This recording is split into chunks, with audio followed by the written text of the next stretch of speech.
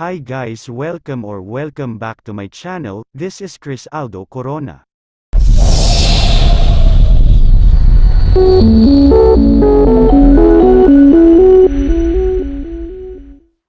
May nanalo na sports car ni Daniel Padilla na ibinebenta ng 6.5 million. May nakabili na.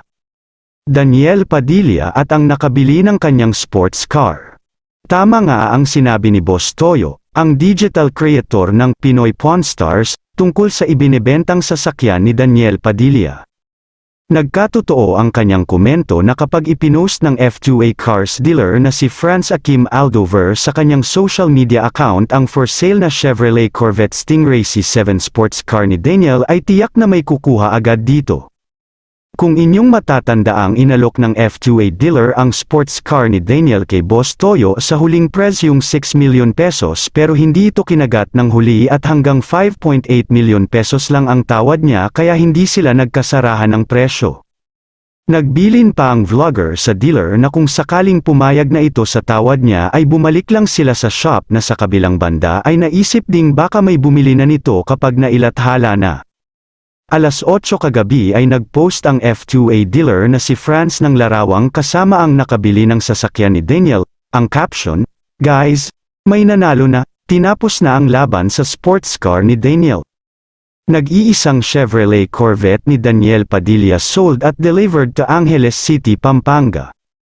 Ang nakabili ay isang kilalang online gaming streamer na nagngangalang Tito Paldo ng Perks Gaming.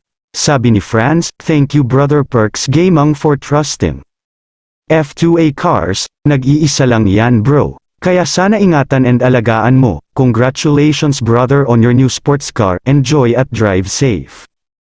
At kaya pala mabilis din itong naibenta ay ipina-repost ito ng dealer sa mga ahente at magbibigay siya ng pabuya. Agents, you know what time it is, 20k kaya iparaffle natin para sa lahat ng masisipag na nag-repost ng Corvette. Let's go Team F2A all the way up.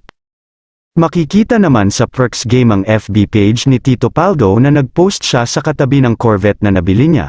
Nakapagpa-picture din sa Corvette ni DJ, F2A Cars, Pinoy Pawn Stars.